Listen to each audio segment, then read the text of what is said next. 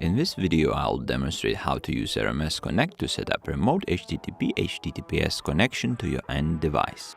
RMS Connect Remote HTTP/HTTPS allows you to access your end device web UI securely using the Teltonika network's router via HTTP/HTTPS protocols.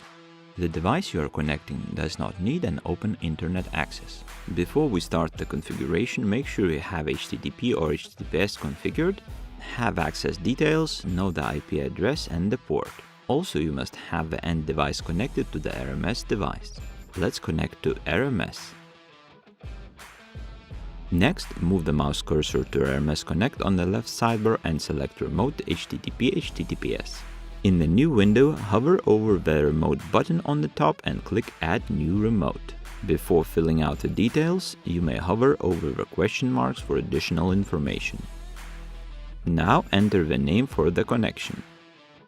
Next, enter the IP for your end device. The default HTTP port is 80 and 443 for HTTPS. I will connect using HTTP, so I have to enter 80 here. Finally, pick your RMS device. To finish, click the Add button. If everything is correct, you'll get a success message. A newly created remote HTTP connection will appear on the screen.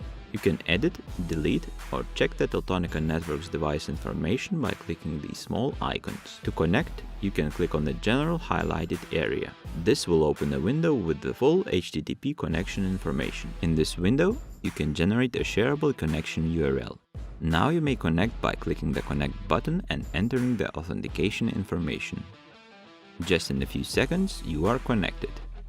We have a Cisco router connected to Teltonika RUTX11.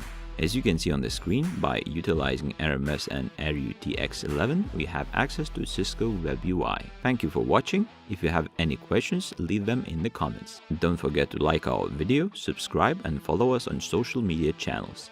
Be sure to check other tutorials by Teltonika Networks.